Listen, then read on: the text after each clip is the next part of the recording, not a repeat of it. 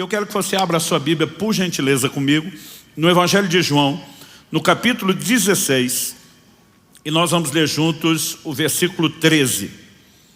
Evangelho de João, capítulo 16, verso 13. O texto sagrado diz: porém, quando vier o Espírito da verdade, Ele os guiará em toda a verdade. Ele não falará por si mesmo, mas dirá tudo o que ouvir e anunciará a vocês as coisas que estão para acontecer. O Senhor Jesus, quando se refere ao Espírito Santo, o chama não apenas de Consolador, mas também o chama de o Espírito da verdade. E ele afirma: Ele os guiará a toda a verdade. Você pode repetir essa frase comigo? Diga: Ele os guiará. Mais do que só repetir, vou pedir para você falar para o vizinho aí do lado, primeiro o de um lado, depois do outro, para não fazer acepção de pessoas, né? Para não ficar aquela coisa de porque escolheu um e não eu. Então você fala para os dois aí, fala assim: Ele os guiará. Vamos lá, só mais uma vez com mais empolgação: Ele os guiará. Então, nosso Senhor diz que o Espírito nos guiaria em toda a verdade. Ele não falaria de si mesmo, mas diria o que ouvir. Ele é aquele que coloca em execução o plano do Pai, né? O mistério bíblico da Trindade, um só Deus em três pessoas, nos mostra que aquilo que Deus planejou e foi executado por Jesus, ele tem sido aplicado de maneira prática pelo Espírito Santo. E é Ele que nos guiaria. Em outro momento Jesus diz: o Espírito Santo fará lembrar o que eu tenho dito. Parte do propósito do ministério do Espírito da verdade é nos fazer entender, compreender e nos guiar na palavra de Deus. Mas ele também falou a respeito do Espírito Santo mexer em assuntos que o próprio Jesus não tinha tocado. Ele diz: Ele anunciará as coisas que hão de acontecer. Então essa liderança do Espírito Santo, ela é bem abrangente. E quando eu olho para um texto como esse, eu preciso no meu coração esperar que haja de fato esse guia na minha, na sua vida, na vida de cada um dos discípulos de Jesus. Em Romanos, no capítulo 8, no versículo 14, o apóstolo Paulo também diz: pois os que são guiados pelo Espírito de Deus são filhos de Deus. Você pode repetir comigo? Diga: guiados pelo Espírito de Deus. Bom, há duas palavras distintas que foram usadas. Na primeira, no texto de João 16, 13, nas palavras de Jesus, a palavra traduzida como o Espírito os guiará em toda a verdade é a palavra grega odegeu. Ela significa ser um guia, né? Seguir os passos de alguém, guiar, ser guia ou professor, dar orientação a.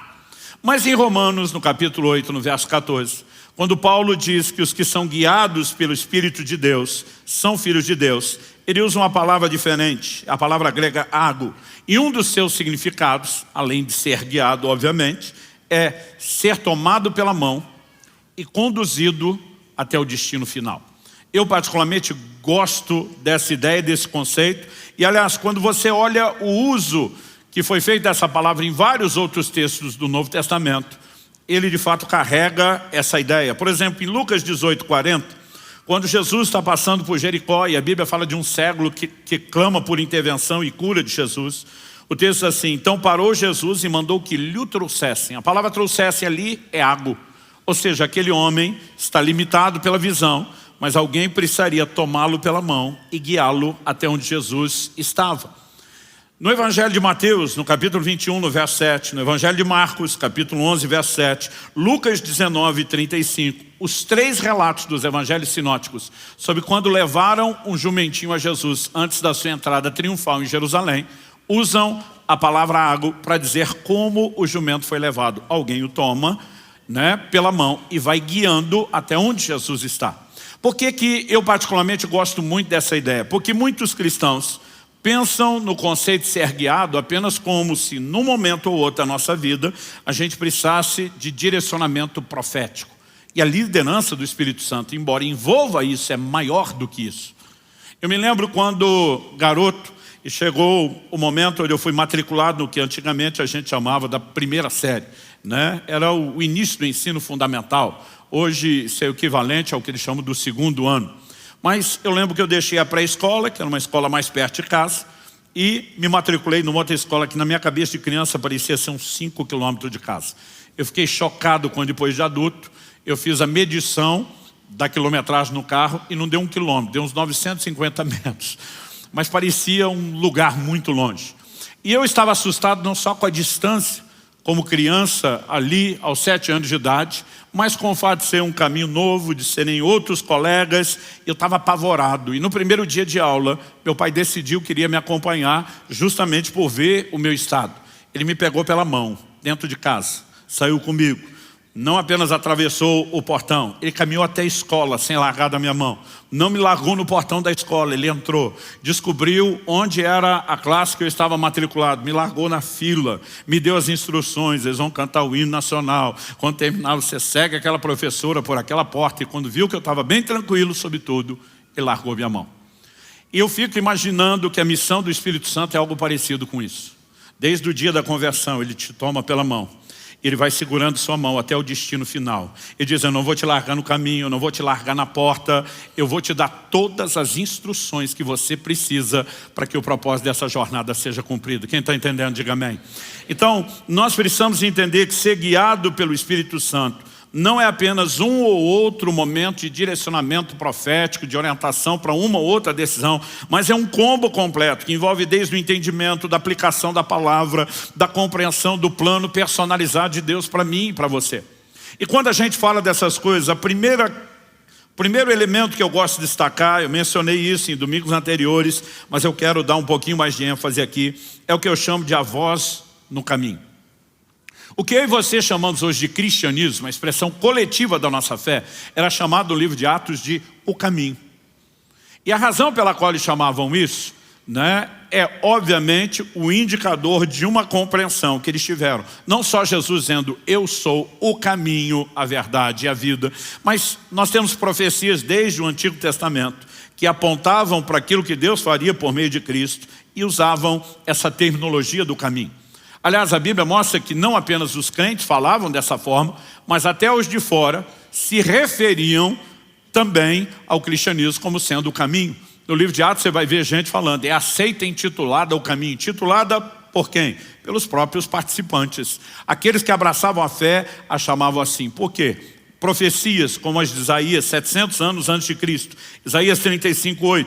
Deus diz, ali haverá uma estrada, um caminho que será chamado de caminho santo. Os impuros não passarão por ele, pois será somente para o povo de Deus. Diga comigo, caminho santo. Agora diga comigo, somente para o povo de Deus. Depois o texto continua e diz, quem passar por esse caminho, mesmo que seja um tolo, e essa expressão também merece a nossa atenção, não se perderá. Quando eu olho para essa declaração, eu enxergo aqui claramente o indicativo de um plano claro que Deus tinha. Em outras versões a gente vê, haverá ali uma estrada, uma estrada chamada de caminho santo. Mas eu também vejo algumas traduções que usam a expressão no final, que nem o louco erraria o caminho. O que significa? Deus está dizendo, eu não só preparei um caminho santo, um caminho que é para o meu povo, que não é para os impuros. Mas Deus diz, a capacidade de ser bem sucedido nesse caminho não depende de quanto conhecimento você tem, não depende de quanta inteligência você tem, aliás, não depende de habilidade sua nenhuma. Deus está dizendo, nem o louco, aquele a quem lhe falta o mínimo para ser considerado uma pessoa com tudo aquilo que ela precisa para escolhas racionais, funcionais, práticas, nem ele vai errar o caminho. Porque Deus está dizendo, a capacidade de ser bem sucedido no caminho não depende de quanta inteligência, conhecimento ou informação você tenha. Depende do quê? De um outro recurso que Deus nos disponibiliza. Qual é esse recurso? Isaías no capítulo 30, no verso 21, Deus diz, quando vocês se desviarem para a direita ou para a esquerda, ouvirão atrás de vocês uma palavra dizendo, este é o caminho, ande nele. Deus está dizendo, a razão pela qual nem o louco vai errar é porque você não precisa de muito entendimento, você só precisa de sensibilidade a uma voz. O tempo todo, enquanto você anda no caminho, haverá uma voz atrás de você dizendo, não desvie para a direita, não desvie para a esquerda. E tudo que eu e você precisamos é compreender que Deus não prometeu só um caminho. Deus nos prometeu um guia ao longo do caminho. O evangelho pode ser entendido dessa forma. Jesus fala a respeito de uma porta e um caminho estreito que conduzem aonde? A vida eterna. Então, há uma porta de entrada, a experiência da conversão, quando o Espírito Santo vem habitar em nós. Depois há um caminho que é proposto diante de nós cujo destino nós sabemos muito bem. O apóstolo Paulo diz, eu prossigo para o alvo, para o prêmio da soberana vocação de Deus em Cristo Jesus. Enquanto estamos nesse trilho em movimento, o Espírito Santo, Ele quer ser o nosso guia. E se nós formos sensíveis à liderança dEle, não precisa nem de muita inteligência, nem conhecimento para ser bem-sucedido. Porque o segredo de ser bem-sucedido nessa caminhada é a direção do Espírito Santo. Quando as pessoas me perguntam, e pela graça, bondade e misericórdia de Deus, eu ouço muito essa pergunta. Pastor Luciano, o que tem levado você a viver uma vida cristã bem-sucedida? O que tem levado você a construir uma família bem-sucedida? O que tem levado você a ter um ministério frutífero? E eu digo às pessoas, seguir a liderança de Deus. O Senhor sempre quis nos dirigir no caminho. Em Lucas, no capítulo 1, nos versos 78 e 79, Zacarias, o pai de João Batista, cheio do Espírito Santo, profetizando sobre o novo tempo que haveria de iniciar em Cristo, ele diz assim, graças à profunda misericórdia de nosso Deus, pelo qual nos visitará o sol nascente das alturas, para iluminar os que jazem nas trevas e na sombra da morte, e dirigir os nossos pés pelo caminho da paz. Ele está dizendo, Ele não veio só colocar diante de nós um caminho, Ele veio dirigir os nossos pés por esse caminho. Como Ele nos dirige? Obviamente a forma primária pela qual julgamos todas as outras, sua palavra. Salmo 119, 105 diz, lâmpada para os meus pés é a tua palavra, luz para o meu caminho. Mas a palavra de Deus, ela nos dá orientações que nós podemos classificar de genéricas. Ela não dá orientações personalizadas sobre todos os detalhes de tudo que eu e você vamos viver no dia a dia e nem em relação ao propósito. Então, por exemplo, se você pegar a ideia bíblica de evangelismo, ela é uma instrução coletiva. Ide por todo mundo, preguem o evangelho a toda criatura, façam discípulos de todas as nações. Agora, aonde eu como indivíduo devo estar no plano e no propósito de Deus, não é a Bíblia que informa. Aí eu e você precisamos de uma direção personalizada do Espírito Santo. Quando Paulo sai para a viagem missionária, há um momento, numa das próximas, não na primeira viagem, onde ele está determinado a entrar na Ásia. E eu não creio que Paulo estava errado, nem em termos de percepção estratégica sob a lente humana, nem em termos de entendimento do que é que Deus tinha para a sua vida, porque no futuro a Ásia viria a se tornar o maior palco do ministério de Paulo. Mas no momento que ele está determinado aí, a Bíblia diz, o Espírito de Jesus não permitiu. A Bíblia diz que eles tentam contornar a Bitínia, tipo, talvez a gente não vá lá no miolo, mas vamos por perto. E a Bíblia diz que, novamente, o Espírito do Senhor não permite. À noite, Paulo tem uma visão. Nessa visão, o jovem da Macedônia diz, passa a Macedônia e nos ajuda. Deus não estava dizendo, eu não quero que você vá para a Ásia. Deus não estava dizendo, eu não quero que eles não ouçam a palavra. No futuro, esse se tornaria o principal foco do ministério de Paulo.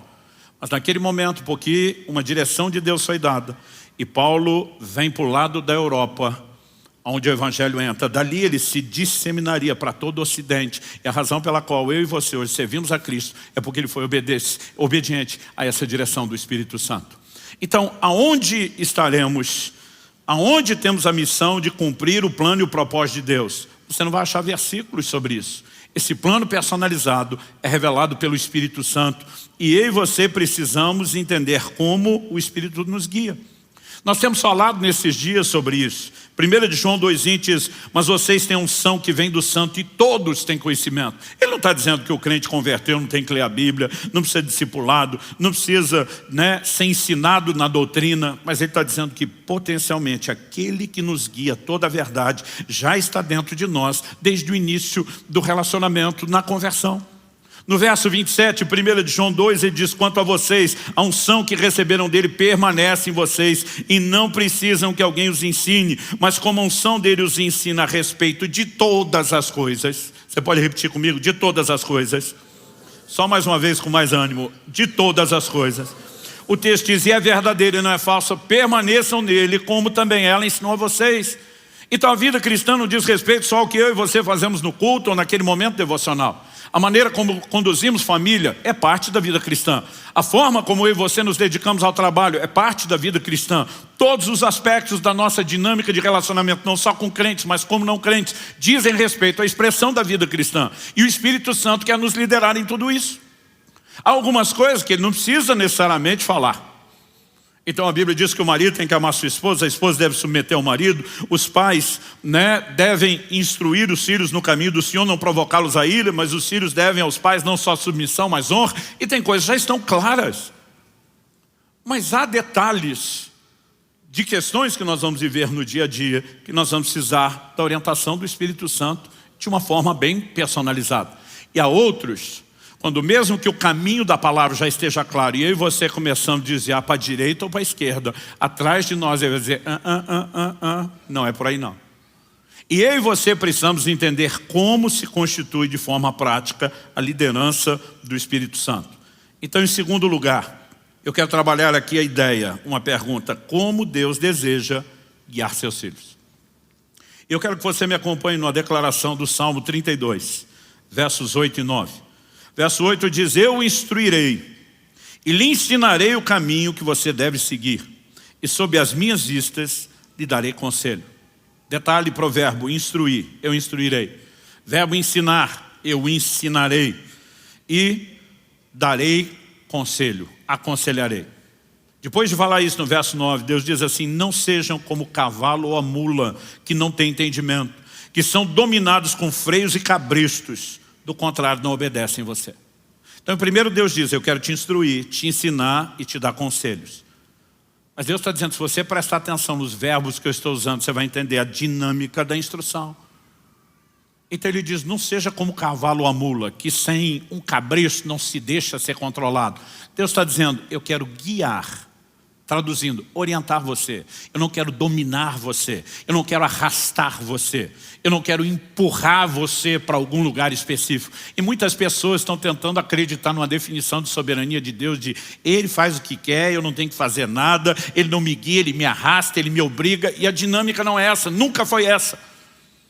Estamos destacando desde o primeiro domingo a necessidade de uma interação. E por que temos que interagir? Porque Deus está nos convidando não apenas a dar uma resposta, mas Ele está dizendo que eu e você precisamos de sensibilidade nesse processo. Ele não vai impor, Ele não vem dominando, embora Ele espera ser Senhor, Ele espera de mim e de você a rendição. Em Hebreus, no capítulo 3, no verso 15, nós lemos, como se diz, se hoje ouvirem a sua voz, não endureçam o coração, como foi na rebelião. Ele está dizendo, quando eu começar a instrução, quando eu começar o ensino, quando eu começar a dar conselhos, não endureça seu coração. Então ele está dizendo que você pode endurecer a ponto de não ouvi-lo, de não obedecê-lo e de interromper completamente o processo. Logo depois, em Hebreus 4:7, nós temos a repetição. De novo determina certo dia, hoje, falando por Davi muito tempo depois, segundo antes tinha sido declarado, hoje, se ouvirem a sua voz, não endureçam o coração. Nós precisamos entender a liderança do Espírito Santo e como ela se manifesta de uma forma suave, gentil, delicada e que requer de mim e de você interação para com Ele. Essa ideia da liderança de Deus, para mim particularmente, tem sido uma revelação muito forte desde o início da minha caminhada com Deus. O convite que Kelly e eu fizemos no nosso casamento tinha um versículo. E o versículo era o Salmo 48:14. Este é Deus, o nosso Deus para todo sempre. Ele será nosso guia até a morte. Nós constituímos família com entendimento. Nós precisamos de um guia. E daqui um mês e pouquinho vamos completar 28 anos de casados. O que tem feito o nosso casamento funcionar, além da determinação de andar na palavra escrita, tem sido a liderança do Espírito Santo. Se eu e você entendemos que Ele deseja ser o nosso guia em todas as áreas, isso significa que se nos deixamos ser guiados por Ele em toda a verdade, dentro do seu propósito, nós vamos ter uma vida bem-sucedida em todas as áreas. Então, mesmo carregando a imperfeição que todo ser humano carrega, as diferenças que homem e mulher têm quando trazem para dentro de um relacionamento que vem desde das diferenças de personalidade, da escola e formação de cada um, do jeito diferente, homem e mulher ser. O Espírito Santo tem nos ajudado e muito nessa caminhada. Então, houve momentos onde não percebi, o quão duro eu fui com ela, e no momento de oração o Espírito Santo falava no meu coração, você não tratou ela como deveria. E às vezes eu falava para ela, o senhor vai ficar do lado dela? É isso? Porque muitas vezes não podemos endurecer o coração, mas de repente você começa a pensar, peraí, Ele quer ser o nosso guia. Ele está interessado no melhor de todos nós. Quando as pessoas perguntam, pastor, como esse casamento funcionou? Como os filhos foram bem criados? A minha resposta é sempre, ele é o nosso guia. Além de decidirmos andar em obediência a tudo aquilo que ele falou na palavra, nós precisamos da liderança do Espírito Santo dia após dia, detalhe após detalhe. Às vezes são questões que de repente não parecem importantes. Eu me lembro de uma ocasião, a Lissa aliás, está aqui ela hoje, Lissa Caleb. Muito bom receber a visita de vocês. Eu lembro que a Alissa, já na fase adulta, eu orando por ela, ela tinha falado de um dilema, de uma decisão que tinha que tomar. Eu vi que o coração dela estava apertado, mas já na fase adulta, eu ensinando ela sobre fazer as suas escolhas. E eu falei, não vou entrar demais no processo. Mas estava orando por ela todo dia. E um dia o Espírito Santo falou para mim, você não deveria orar apenas pela sua filha, você deveria orar com ela. Eu falei, qual a diferença de orar por ela e com ela? Eu estou orando para o Senhor. O Senhor disse, eu vou fazer o que você está pedindo. E eu vou dar o direcionamento a ela. Mas ela precisa saber que você prestou atenção no pedido de ajuda dela e que você se importa. Eu falei, uau, não pensei nisso.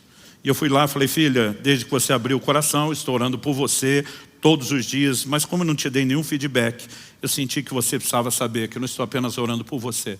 Eu vim orar com você. E naquele momento ela começa a chorar e diz, pai, eu precisava ouvir isso. Outro dia alguém disse, pastor, quem é que vai entender as mulheres? Nem elas se entendem. O Espírito Santo. Ele pode nos ajudar em questões que nós não fazemos ideia. E quando eu olho ao longo da nossa caminhada, antes de ir pregar a primeira vez em Santa Bárbara do Oeste, a cidade onde a Kelly se criou, onde ela a primeira vez me viu pregar, olhou para mim e fez uma amarração gospel. Ela falou, vou casar com ele.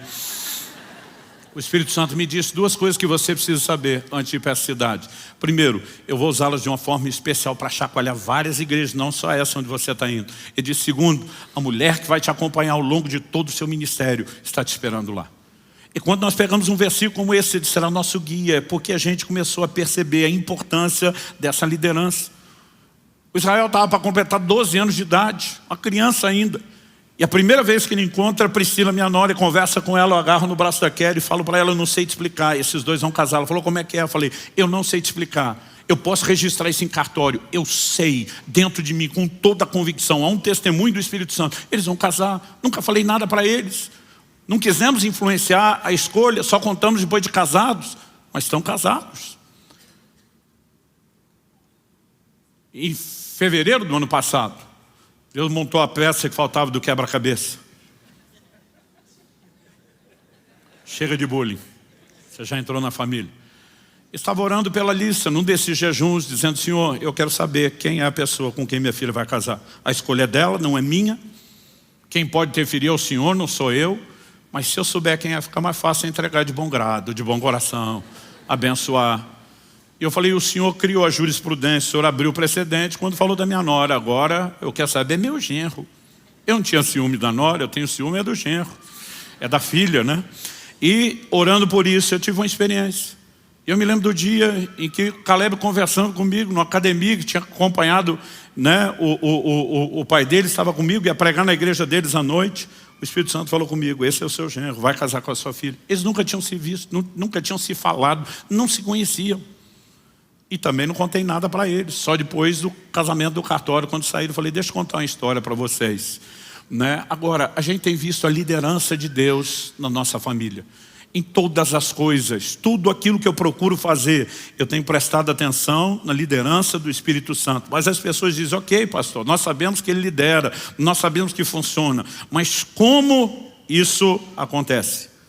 E aí eu e você precisamos entender a dinâmica prática de não só que é uma instrução gentil, que o meu e o seu coração tem que ter sensibilidade, mas exatamente como isso se processa. Então me permita gastar uns minutos, voltando 35 anos atrás, meus 15 anos de idade. Eu, recém-cheio do Espírito Santo, batizado no Espírito Santo, fui impactado, porque um homem de Deus me deu uma palavra profética que revelou segredos do meu coração. Eu não me lembro, né, de ter recebido profecias antes. Meus pais dizem, quando eu era pequeno, falavam sobre meu ministério, mas eu não lembro. A primeira que eu lembro, eu tinha 15 anos de idade.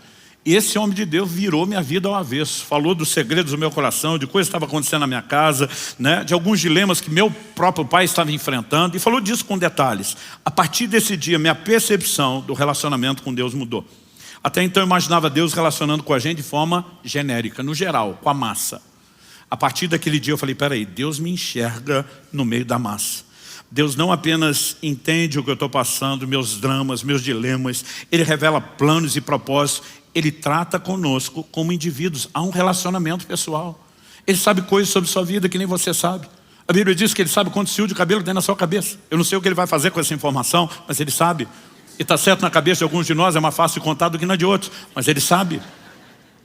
E nós precisamos entender um Deus que tem essa dinâmica de uma interação pessoal. Aquilo foi uma revolução. Mudou o meu relacionamento com Deus. E eu estou tão empolgado com essa nova descoberta que aos 15 anos de idade eu começo a pensar, se cada crente descobrisse o que eu descobri, a vida deles com Deus ia mudar como a minha mudou. E aí eu começo a pensar, por que é que eles ainda não descobriram? E eu brinco até hoje que no auge da sabedoria dos 15 anos de idade eu descobri o que faltava para a igreja de Jesus na terra. Pensei, profecia. Falei, se eu descobrir isso com uma palavra profética, que os outros estão precisando é de profecia.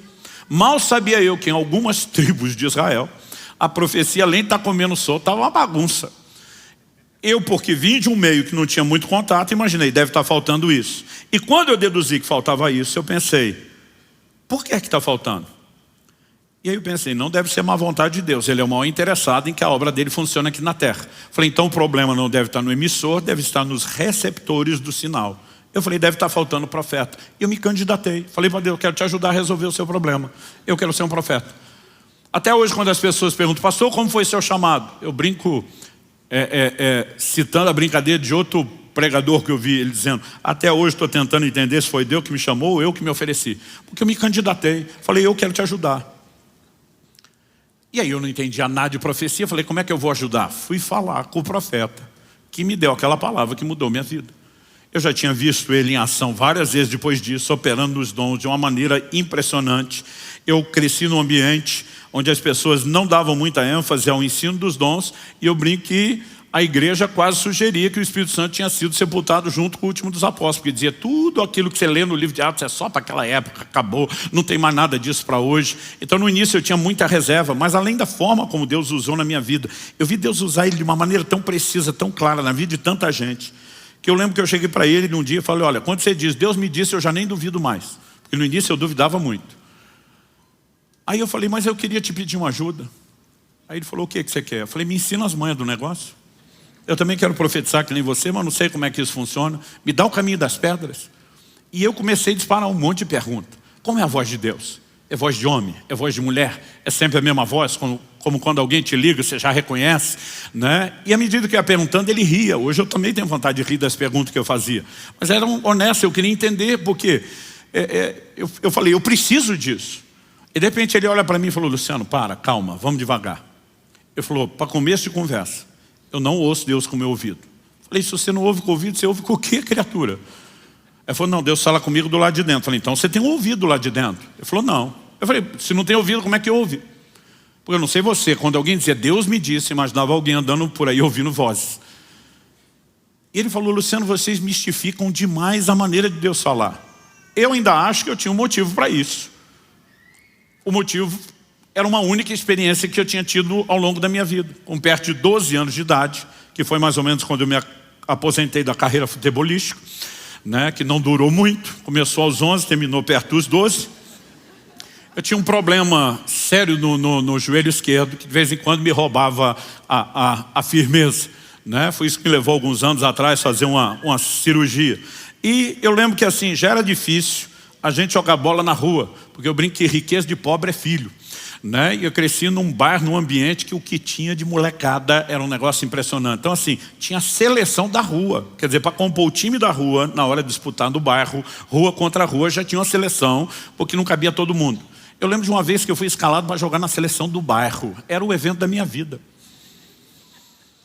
Eu acho que eu consegui até um quichute. É só os mais velhos vão entender isso. Os mais novos vão ter que procurar no Google para descobrir o que é. E aí eu tô lá e recebi um lançamento na cara do gol. Eu e o goleiro, driblei o goleiro, era eu e o gol, colocar a bola para dentro. Era o momento da glória futebolística na minha vida. E o meu joelho falhou e eu caí antes de empurrar a bola para dentro. Eu vi a bola saindo, tomei uma vaia, não só da torcida, do meu time. Eu honestamente até hoje não me lembro se eu fiquei até o fim do jogo ou se eu fui embora antes. Eu fiquei não só envergonhado, mas bravo. Bravo, pastor, bravo com Deus. Como a maioria de nós ficamos quando as coisas não dão certo. Eu saí falando para Deus, eu sou um dos poucos aqui que deve te respeitar. Eu falei, os maconheiros estão botando bola na rede uma atrás da outra. E eu, talvez um dos únicos que leva a sério aqui, tem que passar por uma vergonha e humilhação dessa. Por que que o Senhor deixou? Meu joelho podia avaliar, depois de eu empurrar a bola para dentro. E eu ouvi uma voz, eu não esperava, eu não sei de onde a voz veio, se ela falou do lado de dentro, falou do lado de fora, eu não consigo explicar, mas foi a minha experiência. A voz disse, eu toquei o seu joelho, como eu toquei a coxa de Jacó, porque eu não te chamei para o futebol, chamei para a minha obra. E foi ali que eu aposentei. Graças a Deus que não teria ido a lugar nenhum. Mas aquilo marcou profundamente a minha vida e a consciência de um chamado.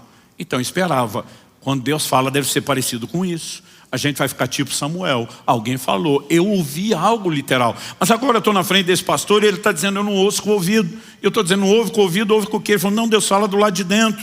É por meio de uma impressão. Impressão para mim há 35 anos atrás era só coisa de gráfica. Eu falei, cara, não estou te entendendo. Ele falou, Luciano, desmistifica. Tenta imaginar uma coisa interior sem ruído, sem barulho. Eu falei, não consigo, é só um silêncio. Ele falou, não, um pensamento, um sentimento, não tem tanto ruído ou barulho. Falei, às vezes tem. Ele falou, ok, você entendeu o meu ponto. Mas algo interior simples.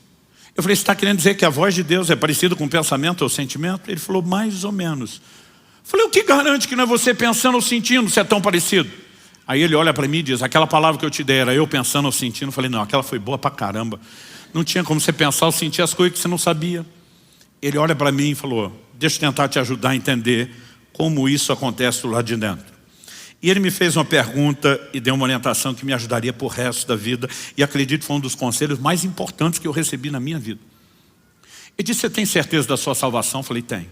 Ele falou, se você saísse pela porta da igreja agora e uma jamanta carregada te atropelasse, fizesse picadinho de você, eu lembro que ele foi bem dramático. Você tem certeza que é para o céu? Eu falei, na hora. Ele falou, como é que você tem certeza da sua salvação? Jesus alguma vez te apareceu para dizer, meu filho, eu mesmo te garanti com o meu sangue, tu está do lado de dentro. Eu falei, não, nunca vi Jesus. Ele falou, mas talvez um anjo te apareceu, uma cópia autenticada do livro da vida, dizendo, número de protocolo tal, apresenta lá na entrada, né? Vai dar tudo certo. Eu falei, também não. Ele falou, você nunca viu Jesus nem anjo? Não. Mas pelo menos viu o céu para onde você vai? Eu falei, também nunca vi o céu. Ele falou, você nunca viu nada? Eu falei, nada. Mas pelo menos ouviu uma voz de trombeta anunciando o seu nome, que você está rolado no céu? Eu falei, também não. Ele falou, então você nunca viu nem ouviu nada? Eu falei, não. Ele falou, como é que você sabe que é salvo? E a resposta que eu dou até hoje, eu sei, porque sei, porque sei.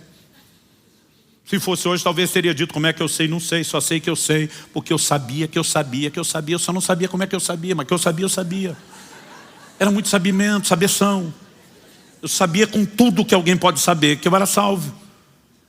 Mas ninguém me disse como é que eu sabia. Então nesse dia ele falou, eu vou te explicar qual é a fonte da sua sapiência. Só para mostrar que eu aprendi a palavra certa, que não tem sabeção nem sabimento. Ele falou, Romanos capítulo 8, verso 16, e aqui eu vou ler na NVI, que diz assim, o Espírito testemunha com o nosso Espírito que nós somos filhos de Deus. Outras traduções dizem testifica, sinônimo de testemunhar. Outras dizem confirma com o nosso Espírito que nós somos filhos de Deus. Ele falou, de acordo com a Bíblia, você sabe que é porque há um testemunho, há uma confirmação dentro de você, lá no seu Espírito. Eu falei, é por isso que eu sei muito. Ele disse, é. Eu falei, agora eu sei. Como é que eu sei? Ele disse, pois é, se num assunto tão importante como esse, que é a sua certeza de salvação, ele decidiu falar não necessariamente por meio de uma visão espetacular ou de uma voz audível. O que te faz pensar que o Espírito Santo não possa, com a mesma simplicidade, falar a respeito de outras coisas? E naquele dia ele me disse, você precisa aprender a prestar atenção no seu coração.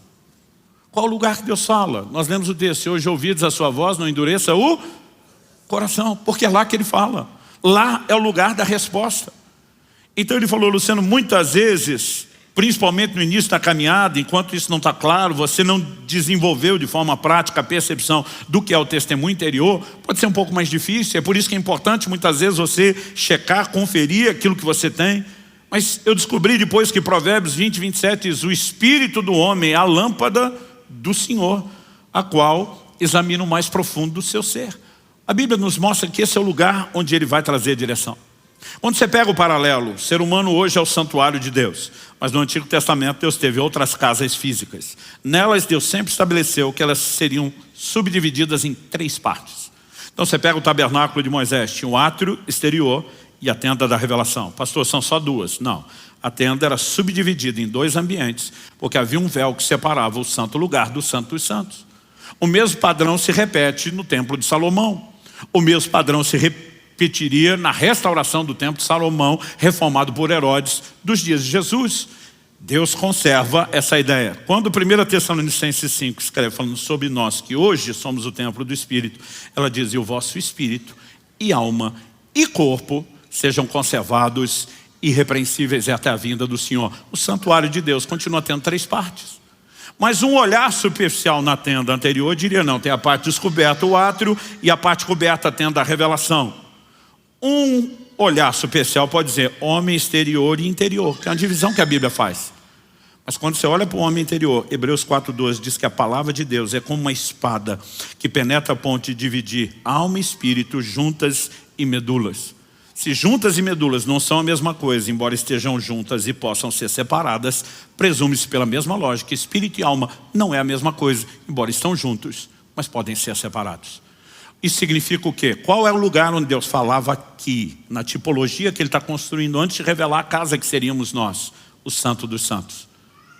Êxodo capítulo 25, verso 22, Deus fala sobre onde estaria a arca, o propiciatório, que era a tampa da arca, no Santo dos Santos. E Deus diz: ali virei a ti e falarei contigo. Assim também, quando você olha o paralelo, há um lugar onde Deus manifesta sua voz, traz direção, é no espírito do homem. Quem está entendendo, diga amém. Agora, isso não precisa ser necessariamente uma voz espetacular. Não quer dizer que nós não podemos ser promovidos a experiências espetaculares. Mas nós precisamos entender a natureza simples do testemunho interior. Quando a gente pensa em Jesus, a gente acha que os milagres que Ele fez como Deus. A gente acha que tudo o que Ele teve e viveu foi como Deus. Eu, quando lia que Jesus jejuou 40 dias, pensava: Ele é Deus? Para Ele é fácil. Quase como se não fosse para a gente. Então o que a gente precisa entender é a dinâmica de que Jesus, subsistindo na forma de Deus, Ele se esvazia, Ele decide, não em essência e identidade, mas em termos de atributos sim, Ele decide viver nessa terra como ser humano. E como ser humano, Ele foi cheio do Espírito, guiado pelo Espírito, fluiu nos dons e no poder do Espírito Santo, da mesma forma como se espera que eu e você vivamos. E a Bíblia diz que o Espírito Santo guiou ao deserto. Ele está vivendo a liderança do Espírito. Olha o que diz Marcos capítulo 2, de 6 a 8. Trouxeram um paralítico, colocaram diante de Jesus. Jesus diz: perdoados são os seus pecados. Olha a sequência. Alguns escribas estavam sentados ali e pensavam em seu coração: como ele se atreve a falar assim? Isso é blasfêmia. Quem pode perdoar pecados a não ser um que é Deus?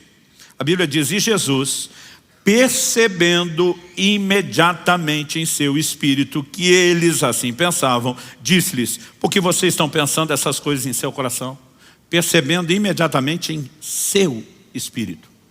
Jesus, como homem, no seu espírito tem uma percepção. Obviamente ela é oriunda do Espírito Santo, mas mostra qual era o lugar onde o Espírito Santo falava com Jesus enquanto homem, no seu espírito. Muitas vezes ministrando, eu tenho esse tipo de experiência. De repente entra um nível de percepção que você sabe que não é seu, que vem de Deus, e de repente seu espírito vira um radar. E às vezes você começa a captar, inclusive pensamentos de incredulidade e acusação de pessoas. Como a gente pode entrar nesse lugar de percepção? É o lugar onde Deus fala. Agora, eu acho que o problema é de fato o que aquele pastor me disse. A maioria das pessoas mistificam a forma do Espírito Santo falar. Todo dia um falou comigo, para mim: pastor, eu nunca ouvi o Espírito Santo na minha vida e é estranho ouvir vocês falar isso. Falei: nunca? Você tem um trem todo culto. Ele: como assim? Falei: quando chega a hora da oferta, 2 vozes falam dentro de você. Uma diz: dá nada não. A outra diz: dá sim. Uma às vezes diz: se for dada essa nota menorzinha aí na carteira. Outra diz: não, pula e pega maior. Falei: considerando que o amado não seja um esquizofrênico no mais alto grau de dupla personalidade, eu falei: com quem que você está discutindo? Falei: mesmo presumindo que uma das vozes seja a sua, e não é difícil saber qual é a sua, seu avarento. Falei para ele. Eu falei: de quem outra voz está mandando você dar? Aí ele, querendo ser vazio, falou: será que é do diabo? Falei: só se ele converteu, para querer você investindo no reino de Deus. Agora, se não é você com vontade, Isso não é algo que o diabo te sugeriria. Quem que está falando dentro de você? Ele, eu nunca pensei nisso. Falei, pois deveria, porque é mais simples do que você acha. Então, imagina um crente chegou numa roda de conversa lá no trabalho ou na escola. E a turma está contando piada. Não tem nenhum problema você ser engraçado, nem ser divertido. Aliás, eu sou do time dos gaiatos, que gosta de rir e se divertir. Mas daqui a pouco, no meio de tudo aquilo, alguém começa a botar uma piada suja, o outro empolga, também põe, o outro também põe. E o problema da piada suja é só a sujeira. Não significa que elas são sem graça. A menos que você esteja firmemente consciente dos seus valores, você pode até rir de algumas delas, mais do que riria de umas que não são tão sujas. E aí você empolgou e abriu o baú da velha vida e arrancou um monte de piada suja também, e todo mundo riu. E quando você sai de lá, tem um desconforto dentro de você. Você não teve uma visão espetacular, você não ouviu uma voz audível, mas tudo dentro de você sugere, esse não é o seu lugar, e você não deveria ter comido esse lixo. Quem que está fazendo isso com você? O Espírito Santo. Aí você chegou numa outra roda de conversa. Agora não é o ambiente dos ímpios profanos. Agora são os irmãos em Cristo, porém carnais. Daqueles que a língua é bifurcada, que o veneno corre no canto da boca. E que se uniram para falar mal de um crente que não está presente. E você se uniu com eles. E usou a língua como um chicote e bateu. E daqui a pouco você sai dali e tem um desconforto dentro de você. Alguma coisa dizendo, você não deveria ter falado do seu irmão dessa forma. Outro dia um falou para mim, pastor, tem um versículo na Bíblia onde Paulo fala do direito romano de que ninguém seja acusado sem direito de defesa. Eu falei, tem. Ele falou, pois eu lembrei desse versículo, ficava perguntando, tem mesmo na Bíblia? Eu falei, lembrou por quê? Aí ele, pois é. Eu vi que ele ficou envergonhado e insistir, lembrou por quê? Ele falou, não, a gente estava falando mal de um outro irmão que não estava presente para se defender. Quando eu saí do nada, lembrei desse versículo. Ele falou, a mente da gente prega perto. Eu falei, sua mente? O Espírito Santo que nos faz lembrar aquilo que Jesus falou. Não é tão complexo quanto parece. Agora vamos falar de um outro tipo de crente. Não é o que está rindo das piadas sujas lá dos ímpios, nem o que juntou com a roda dos crentes da língua bifurcada. É aquele que busca Deus. Ele está lá no quarto, está tendo seu tempo de oração, buscando a Deus. Chega aquele momento que ele está quebrantado, ele fala para Jesus, eu estou facinho, pode pedir o que quiser. Aí vem algo dentro dele, então perdoa fulano. Aí fala, fulano não. Outro dia eu falei, se o Espírito Santo não fala com você, com quem que você discute? Eu falei, os crentes devem ser as criaturas mais loucas que existem no mundo, porque vive discutindo com ninguém. Só que você passou tempo demais na oração e agora você sente que você já não está com a mesma força. E algo está te vencendo, aquela queda de braço. Começa a assistir, perdoa. Eu não quero perdoar, perdoa. E você diz, posso até perdoar, mas vai ter que vir rastejando, se humilhando. Aí você quer botar as condições. E algo dentro de você começa, lembra de quantos bons momentos você e fulano já tiveram? E algo começa a quebrar dentro de você aos poucos. A hora que você vê, você está chorando, você diz, tá bom, eu perdoo em nome de Jesus. E algo vem e lava a sua alma. Quem fez isso com você? O Espírito Santo. Um dia eu estava dando uma aula sobre a liderança do Espírito Santo. Tínhamos um intervalo. Quando parou para o intervalo, uma pessoa me procura. E ele falou, pastor, eu tenho uma teoria. Eu falei, compartilhe. Eu gosto de colher as pérolas de sabedoria do povo. Ele falou, pastor, que Deus fala, indiscutível, na perspectiva bíblica. Jesus falou, minhas ovelhas ouvem minha voz. Falei, ok. E ele falou, pastor, mas eu não ouço Deus falar. E eu não posso dizer que ele mentiu porque ele não mente. Falei, então eu tenho uma teoria. Falei, qual? Ele falou, no reino natural não tem gente surda que não ouve? Falei, sim. Ele falou, eu acho que eu sofro de surdez espiritual. Então não é que Deus não fala, mas eu não ouço. Eu te garanto que eu não ouço. A hora que ele está falando isso, o Espírito Santo fala comigo. Não foi uma visão extraordinária, não foi uma voz audível. Mas o testemunho interior vem com nitidez, clareza. Pergunta para ele, quantas noites já faz que ele vem acordando às 3 da manhã em ponto? E eu parei e falei, desculpa, eu tenho que te fazer uma pergunta que pode te parecer que não tem a ver com o assunto, mas eu vou te mostrar que tem. Quantas noites já faz que você vem acordando às 3 da manhã em ponto? Quando eu falei isso, ele arregalou os olhos. Como é que o senhor sabe disso? Eu falei, só me fala quantas noites. Ele falou, não sei te dizer quantas.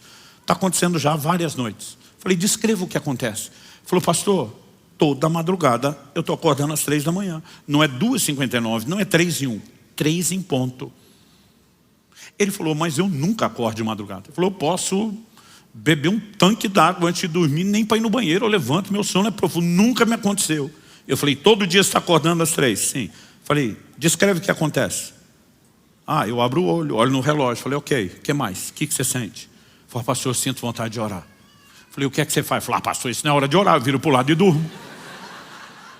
Falei, meu querido, seu problema não é surdez espiritual. Seu problema é estupidez espiritual. Ele, como é que é? Falei, estupidez. Eu falei, tu não tem nem cara que gosta de orar. Porque quem gosta não perde um convite desse. Não acorda nunca. Agora, de repente, começa a acordar toda a madrugada. Isso aconteceu uma vez. 2. Agora, toda a madrugada por tantos dias. E você não parou para pensar que Deus está te chamando. Quando eu falei isso, ele fez uma cara diferente e falou, sabe que o Senhor falando assim... O problema é que as pessoas estão esperando algo que é muito mais místico. E Deus está dizendo, eu não quero te arrastar, eu não quero te tratar como cavalo ou como uma mula, eu não quero botar cabresto em você. O que eu espero é sensibilidade ao meu convite. Quem está entendendo? Tive uma experiência extraordinária com Deus no final do último jejum agora. Acordei de madrugada para ir no banheiro. Eu estava com tanto sono que parecia um zumbi. Eu, quando volto para o quarto, pensei, está perigoso eu dormir em pé. Eu lembro que eu pensei isso. Quando encostar a cabeça no travesseiro, não dá 3 segundos, eu apaguei. Se eu não dormir antes de chegar lá. Quando encostei a cabeça no travesseiro, algo dentro de mim disse, por que você não ora um pouco? Pergunta, sou eu? Não. Eu quero dormir, eu não gosto que ninguém me acorde quando eu estou dormindo.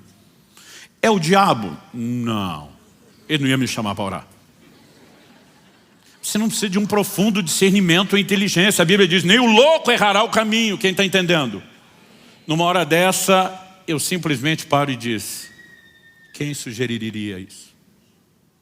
Eu pensei, ele, eu vou. E mesmo que não haja empolgação nisso, é quando você entra, é quando você responde, é quando começa a interação. E de repente aquele quarto foi tomado pela presença dele. E ele começa a falar comigo de uma forma tão extraordinária que eu nunca tinha experimentado. Agora a pergunta é, e se eu faço como o outro da estupidez espiritual? Eu falo, agora não é hora de orar, é hora de dormir. Simplesmente a experiência foi abortada. Quem está entendendo? Então nós precisamos entender isso. Além de Jesus, vamos falar do testemunho interior. Atos 27, de 9 a 11.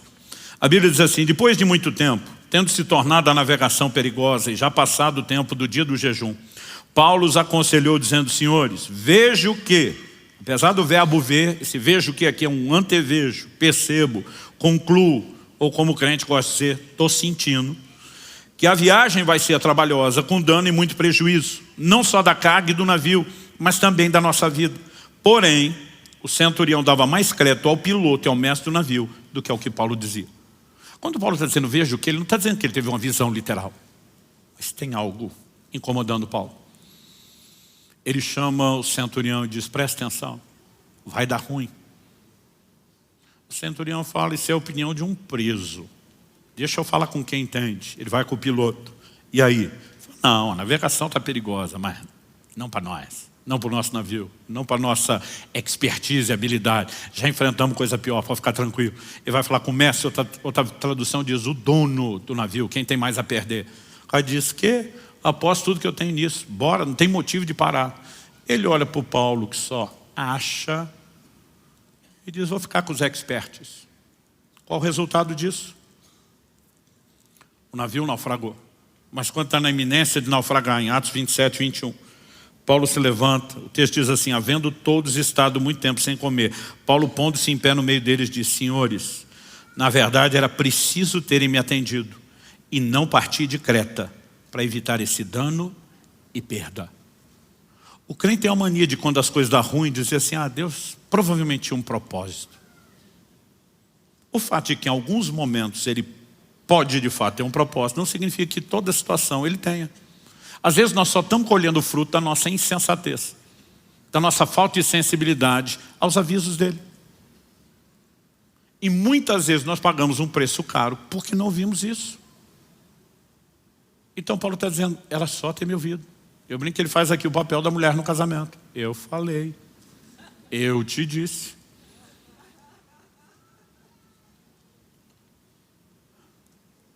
Algo que eu vou falar daqui a pouco, à medida que nós prestamos atenção nesse testemunho simples do Espírito Santo, do dia a dia, cuidado com a forma como você falou, a forma como você olhou, a forma como você pensou.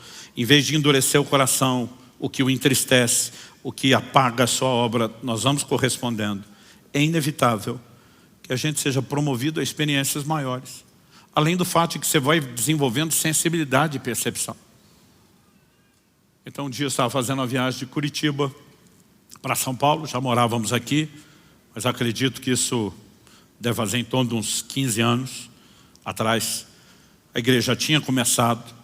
E eu lembro que por conta da correria eu só consegui sair no final da tarde. Estava com a família, a Kelly, as crianças. Eu falei para a Kelly, eu falei, amor, eu estou muito cansado. Ela falou, você quer que eu dirija? Eu falei, não, você também está cansado. Mas para deixar esse negócio seguro, a estrada não era duplicada como a 116 é hoje.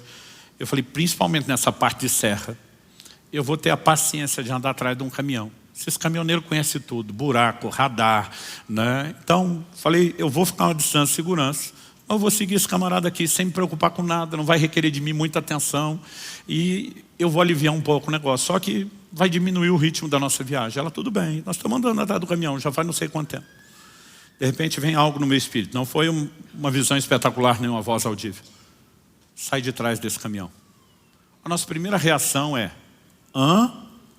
Tipo assim, o que é isso? É um pensamento? É uma ideia? Porque a natureza do testemunho interior é simples. Mas eu prestei atenção naquilo e estou tentando entender. Eu ouvi isso mesmo? E aí aquilo repete.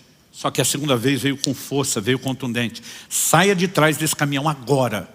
Eu só olhei os retrovisores, chequei que não vinha ninguém atrás, fui freando, pegando distância do caminhão. Liguei a seta e troquei de faixa. Foi o tempo de eu trocar de faixa. O caminhão freia, mas freia assim de arrastar as rodas. Ele freou tão brusco que se eu tivesse atrás eu tinha batido nele. Mas não só batido. Como ele freou muito brusco, apesar de eu ainda estar freando na outra faixa, ele freou mais do que eu acabei ultrapassando ele. Antes de ultrapassar, deu tempo de eu ver por que ele freou. Eu vi o corpo de uma pessoa saindo debaixo do caminhão. Um ciclista tinha acabado de ser atropelado. Como o eixo e o rodar do caminhão era alto, não tocou o corpo. Mas se eu estivesse atrás, quem tinha atropelado era eu. Aí se você não ouve aquilo e acontece, você vai dizer que Deus tinha um propósito. Nós temos colhido muita tragédia desnecessária. Casamentos dissolvidos, filhos que têm ruptura no relacionamento, problemas financeiros, problemas de toda a ordem, porque não aprendemos a viver a liderança do Espírito Santo. E muitas dessas coisas podem ser evitadas. Quem está entendendo, diga amém. Então, a gente leu lá atrás o Salmo 32, 8 e 9, que eu vou repetir. Ele diz o seguinte, quando eu falei sobre Deus nos guiar com uma instrução gentil e não no controle do cabresto, Salmo 32, 8 e 9 diz, eu instruirei, lhe ensinarei o caminho que você deve seguir, sob as minhas vistas lhe darei conselho. Na sequência ele diz, não sejam como o cavalo ou a mula que não tem entendimento, que são dominados com freios e cabrestos, do contrário não obedecem você. Agora olha o versículo seguinte, o 10. Muitos são os sofrimentos do ímpio, mas o que confia no Senhor, a misericórdia o secará. Deus não está dizendo com isso, que está olhando para o ímpio e dizer, vou me vingar de tu, mas você confiou em mim e eu vou te beneficiar. Deus está dizendo, eu quero instruir. Você é ímpio que não me ouve, infelizmente vai pagar o preço de não ouvir a instrução. Não vai escapar de coisas que se me ouvisse, poderia escapar. Mas ele diz, você que decidiu me ouvir, a misericórdia vai cercar você, de maneira que você não viva os danos que o ímpio está experimentando, o tipo de sofrimento. Então Deus não está simplesmente dizendo, eu amo mais esse do que aquele. Ele está dizendo, o que eu ofereci, esse desprezou, você pode ser beneficiado. O problema é que muitas vezes a gente está do lado do justo, com um comportamento de ímpio, um coração duro. E se eu e você entendemos a simplicidade do testemunho interior e começamos a prestar atenção nisso, eu lembro naquela primeira orientação que eu tive aos 15 anos de idade, eu consegui relacionar a instrução do testemunho interior com algo que eu ouvi em casa do meu pai. Meu pai falava muito, tenho paz para isso, não sinto paz. Um dia eu falei, o que é esse trem de ter paz ou não ter paz? Ele falou, Colossenses 3,15, seja a paz de Deus, o árbitro, o juiz no seu coração. Tem um juiz ali para te ajudar a tomar decisões. E esse juiz pode manifestar o pronunciamento dele por ter paz, por você experimentar paz ou não experimentar paz. Meu pai dava um outro exemplo para isso, dizia, Eu sinto um sinal vermelho. Ele estava usando a alegoria do farol. Não, é hora de avançar. Eu sinto um sinal verde. É hora de seguir. E eu comecei a entender essas coisas que ele falava com aquelas outras que me foram ensinadas. E até hoje. Há momentos onde eu tomo decisões importantes, simplesmente pelo fato de ter ou não ter paz. Principalmente em momentos onde a sua mente quer te convencer de algo diferente. Você começa a perceber o como é importante prestar atenção nisso. Hoje eu olho para trás. São 35 anos de vida no Espírito. E uma das coisas que eu mais agradeço a Deus, alguém me ensinou a respeito da liderança do Espírito Santo. É lógico que quanto mais eu e você prestamos atenção, praticamos, nos exercitamos, vai ficando mais fácil. Há momentos onde você fica assim, é Deus ou não é Deus? E às vezes eu falo para Deus, eu não duvido do Senhor, duvido de mim, da minha capacidade de te ouvir. Se eu tiver certeza que é o Senhor, eu vou que nem um louco. Mas tem coisa que não faz o menor sentido você achar que é da sua cabeça e não testar. Então um dia eu entro no escritório de casa para pegar um papel, um documento. A hora que eu estou entrando, me vem um impulso dentro de mim. Liga para fulano. Nós os homens não temos o mesmo poder de socialização das mulheres. Nós somos mais limitados. Primeira coisa que um homem pensa nessa hora. Ligar para quê? Você não liga, mas e aí, tudo bem? Tem alguma coisa para resolver? Tem algo para tratar? Tem algo para ser pontual? Né? Aí eu penso, ligar para quê? Mas ao mesmo tempo, por que essa coisa dentro de mim liga para o fulano? Eu pensei, só tem um jeito de descobrir. Passei a mão no telefone, liguei para o fulano. Fulano atende. Quando atende, do outro lado, a expressão dele. Que surpresa você me ligando. E eu digo, pois eu estou tão surpreso quanto tu. Que eu não sei nem o que falar. Não sei por que eu estou ligando. Só que na hora que eu digo isso, e ainda não sei o que falar, aquele testemunho interior vem de novo. Pergunta para ele se ele acabou de fazer uma oração pedindo por uma provisão de 3 mil reais. Eu falei, por acaso antes de eu ligar você tinha feito uma oração a Deus pedindo uma provisão específica de 3 mil reais? Primeiro silêncio. Depois de um bom tempo de silêncio, uma voz emocionada disse, eu tinha acabado de orar quando o telefone tocou. Pensei, Deus me usou para ligar e dizer que ouviu a mensagem. Aí o testemunho interior vem, pega a conta dele e transfere. Primeira coisa que eu penso, pediu para tu, não para mim, o que é que eu tenho a ver com isso? Sério? Falar para você que eu não fiquei confuso? Mas eu penso, eu não tinha como saber essas coisas, não tinha como dar tão certo, tem que ser ele. Falei, me passa seus dados bancários que eu vou transferir. Ele do outro lado pergunta, o que é que você tem a ver com isso? Falei, estava pensando a mesma coisa aqui. Eu falei, agora me responde uma coisa, eu tinha como saber o que é que você orou? Aqui em outro estado, não. Eu tinha como saber a hora que você orou para te ligar logo depois? Não. Eu tinha como saber o valor? Ele falou, não. Falei, a mesma fonte de informação me mandou pedir seus dados. Você quer se rebelar contra ela? Ele falou, anota aí. Um dia eu estou contando isso engraçadinho. Liga para mim também. Aí deixou a bola quicando. Falei, vai orar como ele. E você precisamos entender. Há momentos que eu só tenho um jeito de descobrir. É o testemunho interior ou não? Vamos checar, vamos conferir. Mas eu acho insano as pessoas dizerem, não, não vou conferir porque pode não ser. Mas e se for? Não é melhor você trocar de faixa e não acontecer nada e descobrir depois do que não era, do que ficar esperando para ver se vai ter um problema? Mas muitas vezes, porque nós vamos ignorando essas orientações, essa chama do relacionamento, em vez de crescer, ela apaga. Porque alguém que não é ouvido o tempo todo se entristece e se afasta. Quem está entendendo? Agora, quanto mais eu e você ouvimos, há uma tendência que a gente progrida. Então me deixe terminar com uma história que eu oro a Deus que provoque sua fé e o seu coração. Ao longo dos anos, eu tenho entendido a importância de corresponder com a liderança do Espírito Santo. E também posso contar histórias de quando não prestei atenção no testemunho interior e me arrependi amargamente. Histórias minhas e de outros. Mas uma das experiências mais espetaculares que eu tive na minha vida com a liderança do Espírito Santo foi em setembro de 2000. Perdi uma carteira, tinha que fazer uma viagem, não achei a carteira em lugar nenhum, revirei em casa, que ele me ajudou, fui na igreja, porque eu lembrava de ter ido o dia anterior, que era o domingo, na igreja com a carteira, procurar nada.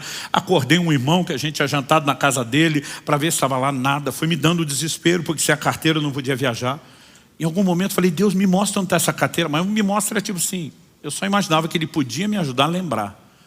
E quando eu estou orando, me mostra, me aconteceu uma coisa que raramente me acontece. Eu tive uma visão. De vez em quando eu tenho uns vislumbres, mas aquilo foi uma visão. Parecia uma tela de cinema na minha frente. Eu assisti um filme, estrelando eu mesmo. O filme era de mim. O que era o filme? A casa que eu morava na época, isso foi em Guarapuava, ela era acima do nível da rua e ela tinha uma escada, meio quase que um S, assim, que descia até o acesso da rua. Eu tinha deixado o carro na rua e não na garagem, mas tinha chovido muito. Em 9 anos que eu morei em Guarapuava, eu nunca vi uma chuva como aquela. Era uma enxurrada gigantesca. E eu estou calculando o quanto eu preciso correr escada abaixo para conseguir pular a enxurrada, porque se pisasse não ia molhar só o sapato. Era pelo menos metade da calça. É como se alguém estivesse filmando lá de baixo. E eu estou vendo eu lá em cima. Calculando. E eu consigo ver exatamente como eu estava vestido. Era uma noite muito fria, eu estava com sobretudo. E no bolso do lado do sobretudo, foi como se desse um zoom na filmagem. Eu vi o carteirão. Digo carteirão porque eu usava uma capanga de couro. Na época do finado talão de cheque. A gente conseguia botar aquilo aberto dentro da carteira enorme. E aquilo estava lá. E eu percebi o que aconteceu. Na hora que eu desci correndo e pulei a enxurrada, o movimento que eu fiz com a perna direita de dar o pulo, bateu do lado de dentro, sobretudo, e ejetou a carteira para o lado de fora. Na hora que isso aconteceu, foi como se desse não só o zoom que eu falei na carteira, mas eu brinco que foi com câmera lenta, slow motion. Eu vi aquele carteirão saindo do bolso. Isso é só para quem assistia vídeo cassete, gente. Quando botava na câmera lenta, segurava o som junto. Todas as lembranças minhas de câmera lenta tem um som. Então desculpa, eu faço questão que você ouça. E eu vejo ela caindo. Quando ela está no ar, a visão sumiu. Acabou. Eu pensei, caiu na calçada da frente de casa. Corri para lá, procuro, nada. Pensei, algum vizinho achou, jogou para lá de dentro. Nada no quintal, nada na caixa de correio. Aí começou a me dar uma angústia. Eu falei, Deus, agora mais do que a carteira, os documentos, a viagem. Eu nunca tenho a visão. Agora que eu achei que tinha uma, vai dar em nada. Mas de repente eu me lembrei, falei, por que aquilo parou com ela no ar? Falei, Deus, eu quero ver o fim do filme. Eu quero ver o fim do filme. E quando eu comecei a orar, voltou o filme, pausado onde a carteira estava no ar. Alguém soltou o pause, mas ainda está no slow motion. Aí eu vejo onde a carteira caiu, dentro d'água. A hora que ela entra na água, volta à velocidade normal, eu vejo ela correr embora. O Espírito Santo falou para mim, acha o próximo bueiro. Ela enroscou, não passou. Achei o próximo bueiro, comecei a tirar galho de árvore, folha. A carteira estava lá. Gente, eu me achei. Eu falei, obrigado, Jesus. Obrigado, Jesus. Eu ficava pensando, que experiência maravilhosa, que coisa gostosa. E eu botei isso nas experiências top da liderança do Espírito Santo. Por que eu estou falando isso? Alguns meses depois, estamos falando de setembro de 2000, janeiro de 2001, eu estava ministrando em Oshawa, no Canadá, na igreja do pastor Frank Seixas, que de vez em quando está aqui conosco, um grande amigo. E a gente carinhosamente o chama pelo apelido de Kiko. Nós tivemos um culto domingo de manhã, foi um mover do Espírito muito precioso. Na hora do almoço está todo mundo falando do que aconteceu no culto e o assunto virou a liderança do Espírito Santo. Um conta uma experiência, outro conta outra, outro conta, eu estou lá que eu não me aguento. Falei, gente, preciso contar uma fresquinha, aconteceu uns meses atrás. Mas contei assim, empolgado, e todo mundo, uau! E aquele uau foi, essa ganhou. E eu estou feliz, falei, estou liderando o campeonato. Aí o Kiko diz assim, foi boa.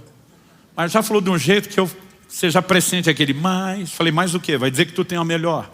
Ele falou, julgue você, eu só fui a testemunho. Ele olha para mim e pergunta, você conheceu o pastor fulano de tal? Já está com o senhor. Mas foi desses da vanguarda do avivamento brasileiro. Falei, conheci o velhinho, encontrei muito ele por aí. Ele falou, ele que levou nossa família a experimentar o mover do Espírito Santo, a entender o que era o avivamento. Ele falou, cara, eu já estava anos aqui no Canadá, encontrei ele no Brasil. Falei, pastor, o senhor roda o mundo, quando estiver no Canadá me visite. Dei um cartão, ele falou, Luciano, filho, mais por educação do que esperando. 3 meses depois ele me liga. Ele diz, vou estar pertinho da sua cidade.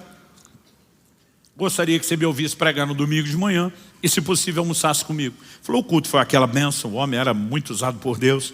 E ele falou, lá vamos nós almoçar. Falou, qualquer chance de conversar com o homem, quem conheceu sabia que as conversas se estendiam, porque ele era uma máquina de experiência e ele ficava dando testemunho o tempo todo. Ele falou, o horário começou a se estender. Teve uma hora que ele olhou para os irmãos que tinham trazido ele de Toronto, onde ele estava, a 1 hora de distância, e falou, olha, vou liberar vocês, porque esse negócio vai longe. Dá só o endereço da igreja. E ele me leva. Você pode me levar aqui? O Kiko falou, posso. Pegou o endereço, O Kiko falou, Luciano, já tinha morado em Toronto, não tinha GPS naquela época. Falou, mas conhecia mais ou menos. Eles me deram informação, anotei o endereço, o horário. E ele falou, era 1 hora de viagem. Nós saímos com 2 horas. Tinha 1 hora de antecedência. O culto era 6, às 5 eu estava em Toronto. Pedi informação, mandaram num lugar, não era. Pedi informação, mandaram em outro que também não era. Pedi de novo informação, mandaram em outro que não era. Ele falou, daqui a pouco, de tanta informação, a gente não só não achou o lugar, como está perdido, não sabe mais onde está. Ele falou, e de informação em informação, o tempo foi passando e deu 6 horas, que era a hora do culto. Ele falou, quando deu 6 horas, ele disse assim, o velhinho falou para mim, encosta. Ele falou, pensei que ia levar uma bronca no estilo da velha guarda. Me permita fazer um comentário. Hoje em dia é muito mimimi na igreja, gente. Você não sabe como era antigamente. O sistema era bruto. Diácono da igreja pegava pela orelha para levar para o pai. As pessoas hoje reclamam que alguém não sorriu. Eu fico pensando, tu nunca levou cascudo na cabeça? A gente, quando criança, levava dos outros. Comporta, menino, bom, você não sabia nem de onde veio. Então, quando eu falo uma bronca no estilo da velha guarda, você não tem noção. O sistema era bruto, era opressivo. Ele falou que já estava preocupado, mas o homem só fez uma oração. Qual foi a oração? Ele disse assim, Deus, o Senhor não me trouxe essa cidade para eu ficar perdido. O único que não me quer nesse culto é o diabo, porque o Senhor já me mostrou o que quer fazer lá. Ele disse, Espírito Santo, nós não temos mais tempo para ficar perguntando ou tentando. Ele disse, eu estou recorrendo direto a você. O Senhor conhece essa cidade melhor do que ninguém, melhor do que o homem que a planejou. Ele disse, me guia agora até essa igreja. Aí ele vira para o Frank, meu amigo, e diz, segue adiante. Vira para cá, vira para lá. Ele falou, Luciano, nem se o caminho tivesse sinalizado. O Malemar falava bom dia, boa tarde, boa noite em inglês. Ele diz, nem se tivesse sinalizado, ele acertaria. Ele falou, nós andamos um pouquinho mais 10 minutos, talvez menos de 15. Paramos na frente de um prédio, sem placa nem movimento. E o velhinho fala para mim, pode descer e perguntar que é aqui que eu vou pregar. O Kiko diz, Luciano, eu fui perguntar onde é que era o endereço, porque eu não acreditei em nada daquilo. Ele diz, eu volto para o carro com as pernas mole, tremendo. Nós estávamos na frente da igreja onde ele ia pregar. Ele diz, descobri só depois do culto que a placa e o movimento era todo pelo fundo. Mas se houvesse o que hoje eu e você chamamos de GPS, nos guiaria até aquela porta da frente. Aliás, isso dá um novo sentido à palavra GPS. Guiado pelo Espírito. Agora, para caber o S no lugar do E, nós vamos ter que comer o E. Eu não consigo explicar para você o que aconteceu. Na hora que eu vi aquela experiência, eu falei, não é que foi melhor do que a da carteira? E dentro de mim me deu uma fome, um desespero.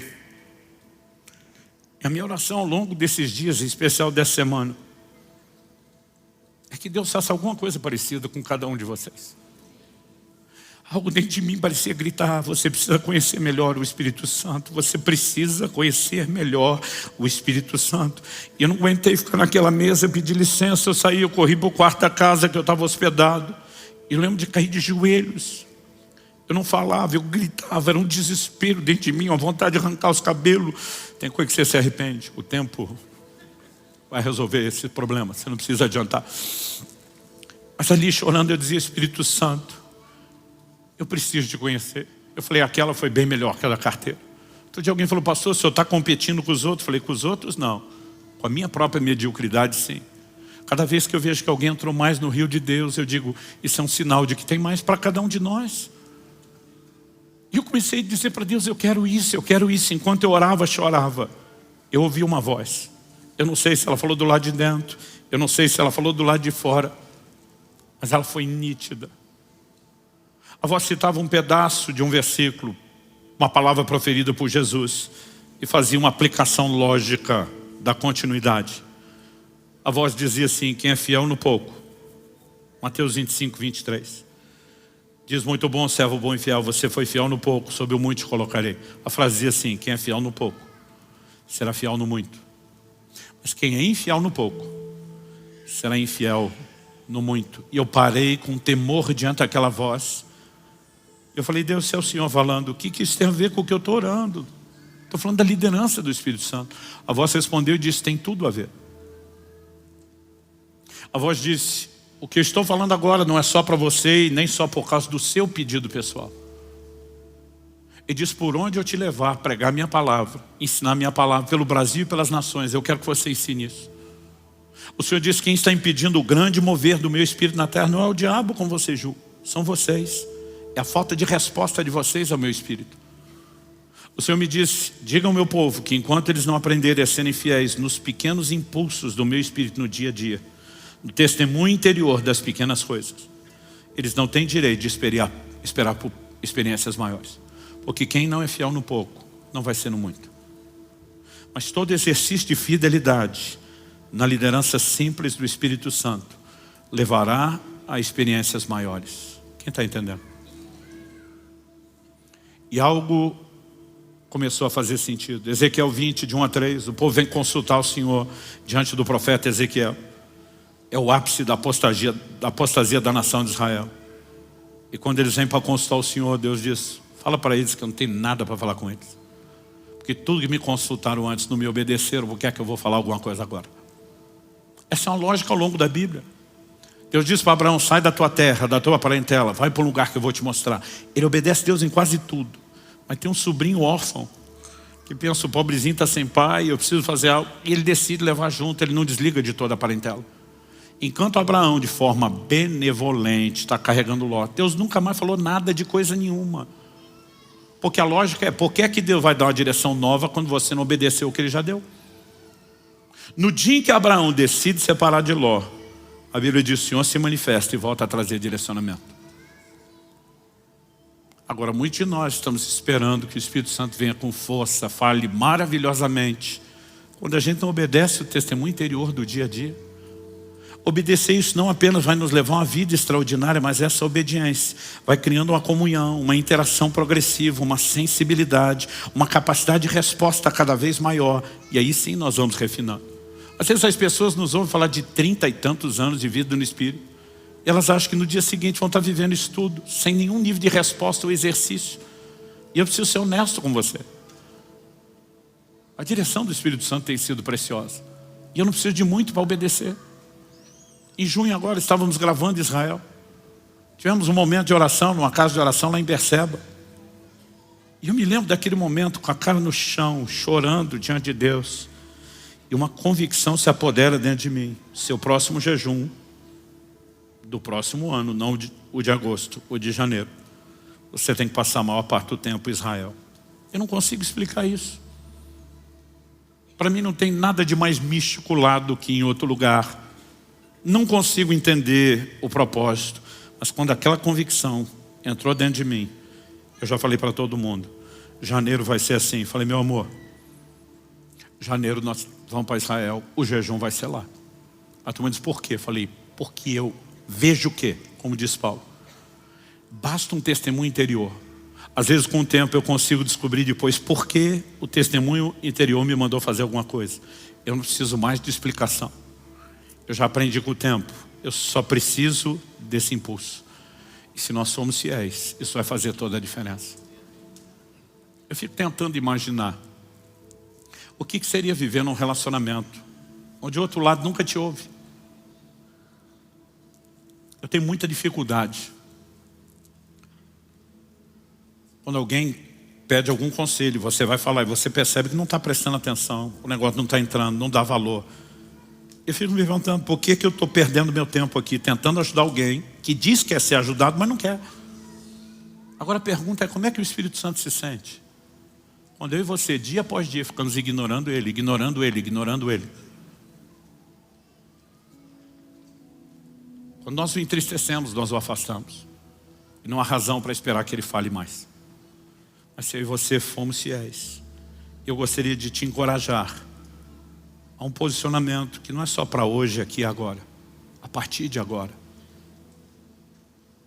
Às vezes eu vou separar tempo para orar e buscar Deus e Espírito Santo. Eu quero ser sensível. Eu quero entrar nessa escola do Espírito. Eu quero aprender a dinâmica do testemunho interior. Eu quero aprender a corresponder. Eu quero seguir a sua orientação. Alguns de nós precisamos de um conserto imediato e nos arrepender pelo tanto que o temos entristecido e apagado o Espírito Santo em nós. Eu quero que você feche seus olhos por um instante e fale com Ele.